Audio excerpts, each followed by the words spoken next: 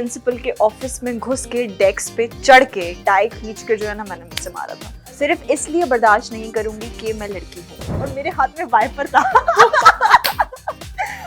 I can visualize that. तो सबसे पहले तो मैंने कमर्शियल किया था, मेरे पास एक दांत भी नहीं था, तो जो है ना मुझे लोगों ने बिठा के बोला सुनो तुम दांत नहीं लगवाओगी ना तो तुम्हें आगे काम नहीं मिलेगा। मुझे ऐसा लगता है वो लोग काम नहीं देना चाहते और उनको ये पता होता है कि अगर हमने ये काम दे दिया तो ये आगे निकल जाएगी। अस्सलाम वालेकुम, समा लाइफस्टाइल विद रामीन में खुशामदीद।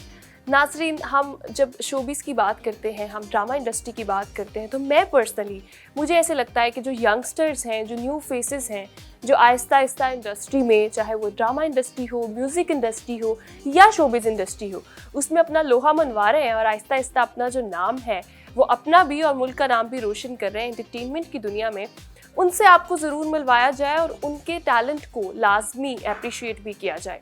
आज मेरे साथ कुछ ऐसी गेस्ट मौजूद होंगी जिन्होंने अपना जो करियर है वो स्टार्ट किया एक मारूफ ड्रामा जो कि 2021 में नशर हुआ, इश्क जलेबी से, और उसके बाद वो कोई 7 से 8 ड्रामास कर चुकी हैं, रोल्स बहुत अच्छे तरीके से प्ले कर चुकी हैं और एक पाकिस्तानी ड्रामा इंडस्ट्री का उभरता हुआ सितारा है। आज उनसे मिलते हैं। जी हाँ, मैं बात कर रही हूँ राहत गनी की। मेरे साथ मौजूद हैं, बैठी हैं, इनसे चिट चैट करेंगे, गपशप करेंगे और पूछेंगे कि इनकी ये जर्नी कैसे स्टार्ट हुई।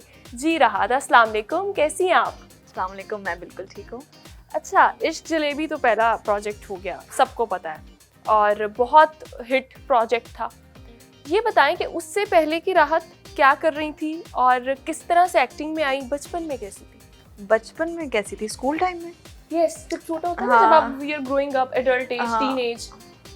अच्छा, स्कूल टाइम में मैं बहुत ज़्यादा नॉटी थी और मैं टॉम बॉय टाइप थी, मतलब फुल लड़ाका टाइप। ठीक है, मुझे फड्डे करने में बहुत मज़ा आता था और ख़ास तौर से लड़कों के साथ। ऑपोजिट जेंडर के साथ कैसी मजा मुझे उनके सर फाड़ने में मज़ा आता था। अगर मुझे कोई छेड़ता था तो मुझे बहुत गुस्सा आता था, मैं मारती थी उनको।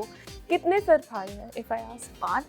5-6-7 मैक्स। एक बार तो मैंने प्रिंसिपल के ऑफिस में घुस के डेस्क पे चढ़ के टाई खींच के जो है ना मैंने मुझसे मारा था। मुझे यहाँ से एक प्रिंसिपल पकड़ रही थी और जो है मेरी जो एक प्रोफेसर थे वो पकड़ रहे थे। वो तो बहुत इंटरेस्टिंग सीन था। ये तो बहुत interesting scene. Tomboy type full. फिर खैर जब when we were growing up तो फिर कहा नहीं घर वालों ने, किसी ने, कि भाई ये तुम क्या कर रही हो? हाँ, मुझे मेरी बहन ने कहा, क्योंकि जब भी वो हम लोग बाहर जाते थे, बाजार जाते थे, शॉपिंग पे जाते थे, वो मुझे कहती थी राहत प्लीज़ आज बाहर कोई फड्डा नहीं करना, प्लीज़ देख आज कुछ मत करना।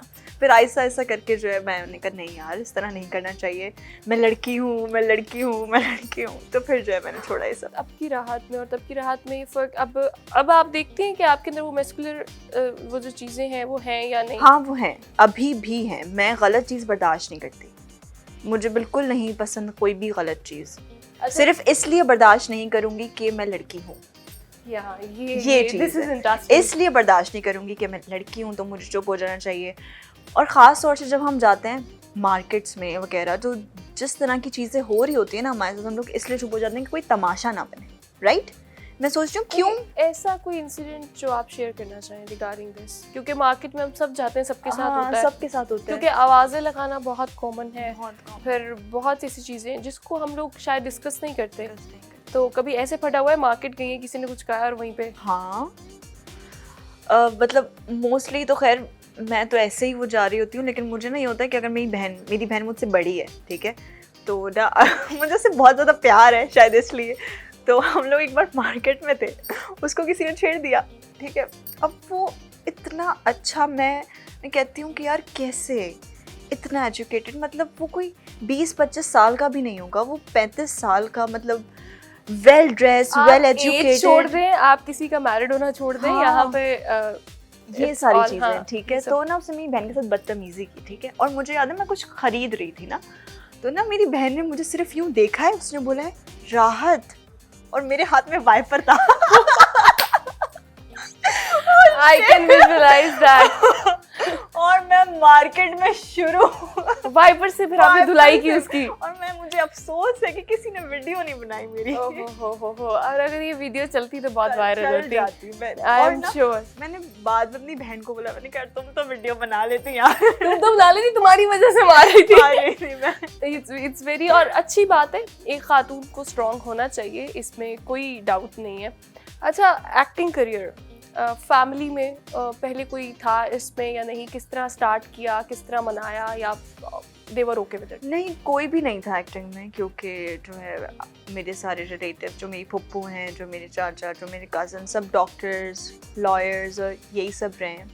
तो मेरी फैमिली में तो ऐसा कोई नहीं था, एक मैं ही थी। प्रेशर भी होता है जब फैमिली में सब डॉक्टर, इंजीनियर, या फिर यहाँ पे ये बड़ा होता है CSS कर लो, हाँ। ये कर लो, तो एक प्रेशर भी होता है कि आपने उस चीज़ को मेंटेन रखना है। हाँ, तो मीडिया एक इंटायरली डिफरेंट है। उस चीज़ को मेंटेन रखा ना मैंने। जब मेरे पास ये प्रेशर था तो मैंने कहा यार सब इतना पढ़ रहे हैं रात, मुझे तो नहीं पढ़ना।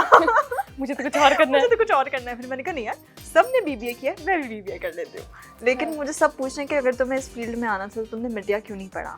ठीक है, हाँ, बिजनेस क्यों? मैंने कहा यार जो मुझे करना है वो मुझे नहीं पढ़ना, जो मुझे नहीं करना वो पढ़ लेती हूँ, क्योंकि इंटरेस्ट ना उठ जाए, इंटरेस्ट ना उठ जाए। तो ये चीज़ है, इसलिए मैंने BBA किया। So family was okay with it? कोई प्रॉब्लम्स थे या नहीं? स्टार्टिंग में थोड़े बहुत थे। आपको पता है कि ना, सबसे जो मेजर चीज़ होती है वो होती है एक्सेप्टेंस। ठीक है, जबकि ऐसा कोई मसला नहीं था, लेकिन अपनी फैमिली को मनाना, अपनी अम्मी को मनाना, भाई बहन, इन सबको मनाना, वो एक बहुत मेजर था। जो है पहले मैंने यू स्टार्टेड, किस तरह कास्ट हुई, किस तरह सिलेक्ट हुई? तो सबसे पहले तो मैंने कमर्शियल किया था। मैं बहुत छोटी होंगी, कोई 7-8 साल पुरानी बात है शायद। उस टाइम पे मैंने फर्स्ट ईयर किया था या शायद मैट्रिक किया था, तो मैंने कमर्शियल किया था। और जो है उसके बाद मैंने सोचा था मैं आगे कुछ करूँगी और कमर्शियल वगैरह करूँगी, लेकिन बस शुरू से एक चीज़ थी कि मुझे यही करना है। हाँ, यही करना है। लेकिन उस कमर्शियल के बाद ना मैं काफ़ी डिग्रेड हुई, क्योंकि मैं मतलब उस टाइम पे बेबी फैट होता है आपके पास, आप बहुत ज़्यादा हेल्दी होते हो, चबी होते हो, ठीक है, और मेरे पास ये दांत भी नहीं था।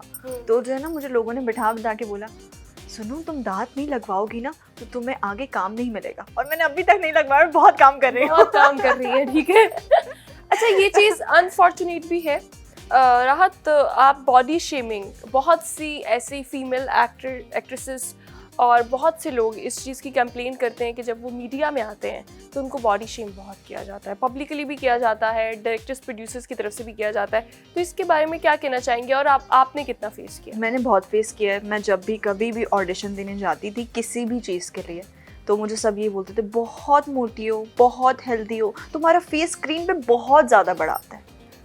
ठीक है, तो मतलब मुझे बहुत रिजेक्शन मिली है इस चीज़ के लिए। ठीक है, आपको क्या लगता है कि ये क्यों वो लोग करते हैं, like rejection on basis of? मुझे ऐसा लगता है वो लोग काम नहीं देना चाहते। ठीक है, और उनको या फिर शायद आपको, और उनको ये पता होता है कि अगर हमने ये काम दे दिया तो ये आगे निकल जाएगी। क्योंकि लोगों को इस बात का तो पता लग ही जाता है कि कौन बंदा काम कर सकता है और कौन बंदा काम नहीं कर सकता। तो ये बहुत इंपॉर्टेंट मैसेज है बेसिकली हमारी यूथ जो कि नए फेसेस आना चाहते हैं। यू आर अ वेरी, मतलब एक young girl and pursuing her career माशाल्लाह से, और आपके, मैं देख रही थी 7-8 ड्रामाज आप कर चुकी हैं और इतनी कम एज में माशाल्लाह। तो ये जो रिजेक्शन वाला फेज होता है, कई लोग इसी से भाग जाते हैं पीछे। तो हाउ यू, मतलब ये इनर मोटिवेशन थी, और कोई ऐसा अगर इंसिडेंट आप शेयर करना चाहें जहाँ पे if you lose your, like आपने अपनी मोटिवेशन को लूज़ किया हो लेकिन फिर उसको रीगेन किया? मुझे ऐसा लगा था, और सारे एक्टर्स और सबकी लाइफ में ही आता है टाइम कि हम लोग कभी कभार सोचते हैं यार नहीं हो रहा है, छोड़ देते हैं, नहीं हो रहा, कुछ नहीं हो रहा, ना यहाँ से ना वहाँ से, कहीं से भी। लेकिन फिर ना एक आपकी होप होती है, ठीक है, और फिर वो होप कोई इंसान नहीं होता, वो अल्लाह होता है। ठीक है, तो मेरा इस चीज़ पे बहुत बिलीव है कि मैं ना कभी कभार इतना ज़्यादा डिसहार्ड हो जाती हूँ, और मैं सिर्फ, अगर मैंने सिर्फ नमाज़ पढ़ी है ना, वो काम मेरा 2 दिन में हो गया है। मैं उस प्रोजेक्ट का या उस चीज़ का नाम नहीं लूँगी, लेकिन ऐसा हुआ है कि वो चीज़ आई है और वो मेरे हाथ से जा रही थी, और मैंने रोते हुए सिर्फ नमाज़ पढ़ी थी। ठीक है, और मुझे पता था कि वो मुझे नहीं मिलेगी, लेकिन उस यकीन के साथ मैंने पढ़ी थी कि अगर तू चाहे तो हो सकता है, और वो हो गया। और वो चाहे तो क्या नहीं हो सकता, क्या नहीं हो सकता। बिल्कुल ऐसे ही है माशाल्लाह, बड़ी अच्छी बात है। और ये मेरे ख्याल से सारी जो यंगस्टर्स हैं जो ओवरनाइट सक्सेस चाहते हैं, या फिर जो छोटी छोटी मसलों से परेशान हो जाते हैं, उनके लिए बहुत ज़रूरी है कि लोगों से आप एक्सपेक्टेशंस नहीं लगाओ। If you have that connection और वहाँ से उम्मीदें हैं तो फिर कुछ ना कुछ आपको मिल ही जाता है। अच्छा, कोई ऐसा प्रोजेक्ट जो दिल के बहुत करीब हो, वैसे तो सारे ही होते हैं जो इंसान काम करे, और कोई बहुत अच्छी मेमोरी सेट के ऊपर जो आप शेयर करना चाहें? अच्छा, सबसे ज़्यादा जो मुझे अच्छा लगा था प्रोजेक्ट, जो मुझे बहुत मज़ा आया था, वो था फेरी टेल। क्योंकि उसके बाद मुझे बहुत प्यार मिला था। मेरा जो कैरेक्टर था महक, मुझे लोगों ने इतना ज़्यादा प्यार दिया था कि मैं बता नहीं सकती। कि मगर मुझे कोई मतलब ख़ास तौर से जो छोटी बच्चियां थी तकरीबन 15-20 साल की जो थी, हाँ वो रिलेट कर सकती थी, और उन्होंने मतलब मुझे देखती थी, मुझे हक करती थी, तो मेरे लिए ये चीज़ बहुत ज़्यादा थी। तो मुझे ये कैरेक्टर बहुत ज़्यादा पसंद था। अच्छा, और कोई फ़ैन मोमेंट? क्योंकि मुझे लगता है कि आपका काम तब मतलब ठीक है, काम आप कर रहे हो सब कुछ, लेकिन आपको तब एक अलग किस्म की सेटिस्फेक्शन या ग्रैटिट्यूड फील होता है जब कोई फ़ैन मोमेंट बहुत अच्छे आपको, जैसा भी आपने बताया कि बहुत प्यार मिल रहा था, तो कोई एक अच्छा फ़ैन मोमेंट आप हमारे साथ शेयर करना चाहिए? हाँ, मैं जब एक बार मॉल में थी अम्मी लोग के साथ, ठीक है, मतलब बिल्कुल स्टार्टिंग था मेरा, और मतलब मुझे बिल्कुल अंदाज़ा नहीं था कि लोग इस तरह जानते हैं या मतलब वो देख रहे हैं ड्रामा और वो मुझे देखते के साथ ही पहचान लेंगे। मैं अपनी फैमिली के साथ शॉपिंग कर रही थी, तो अचानक से ना काफ़ी सारे लोग इस तरह यूँ करके आ गए, ठीक है, 1-2 थी फैमिलीज़ वगैरह ना, तो अम्मी और मेरी बहन ना एक सेकंड के लिए यूँ हो गए ना कि, और मतलब मुझे भी मतलब मेरे लिए वो चीज़ फर्स्ट टाइम थी, ठीक है, कि मतलब इस तरह का मेरे साथ ये चीज़ फील हो रही है मुझे। तो वो मुझे लगता है मेरे लिए जो था वो बहुत अच्छा मोमेंट था कि मतलब मेरी अम्मा भी थी, मेरी बहन भी थी, फैमिली के सामने फैमिली के साथ, हाँ, और वो फर्स्ट टाइम वो जो मैं चीज़ फील कर रही थी वो मैं अपनी फैमिली के साथ फील कर रही थी वो चीज़। और वाकई मुझे लगता है कि आपकी सक्सेस तब तक उसको एक, वो कहते हैं ना कि एक स्टैम्प नहीं मिलती जब तक आपकी फैमिली का अप्रूवल उसके साथ मौजूद ना हो। अच्छा, लास्ट पे बस ये कहूँगी कि जो लोग इस फील्ड में आना चाहते हैं, बीइंग अ गर्ल, जो परस्यू करना चाहते हैं एक्टिंग को, उनको कोई एक मैसेज जो आप देना चाहें? मैं सिर्फ उनको यही कहूँगी कि अगर आप जानते हो कि आपके पास टैलेंट है और आप कुछ कर सकते हो तो नेवर गिव अप। क्योंकि ना चाहे वो 1 साल हो, 2 साल हो, 3 साल हो या 10 साल हो, इन दी एंड आपको वो मिल ही जाता है जो आप चाहते हो, जो एक्चुअल में चाहते हो, और वो होता है। और रास्ते में आने वाली रुकावटें यानी कि hurdles in terms of people और इन टर्म्स ऑफ एनीथिंग, उसको कैसे टैकल करें जैसे आपने किया? समझदारी से। क्योंकि ना जब आप बिल्कुल स्टार्टिंग में कहीं भी जाते हो आपको किसी भी चीज़ का पता नहीं होता, ठीक है, आप यू मेक मिस्टेक्स, हाँ यू मेक मिस्टेक्स, ठीक है, लेकिन आप अगर किसी से भी मिलते हो, मैं ये कहती हूँ कि अगर मैं आज आपसे मिली हूँ ना तो मुझे आपसे भी कुछ ना कुछ सीखना चाहिए। मुझे आपको सिर्फ देख के, ऑब्जर्व करके, या अगर मैंने आपसे बात भी नहीं की है तो मुझे पता होना चाहिए कि नहीं यार, आज मैंने इससे ये चीज़ सीखी है तो वो चीज़ मैं अपनी ज़िंदगी में अप्लाई करूँ। तो इसीलिए आप मतलब जैसे हमने आज राहत से एनर्जी, पॉजिटिविटी और मतलब कि डेडिकेशन जो मुझे नज़र आया, हार्ड वर्क वो सीखी है। Good luck for your career.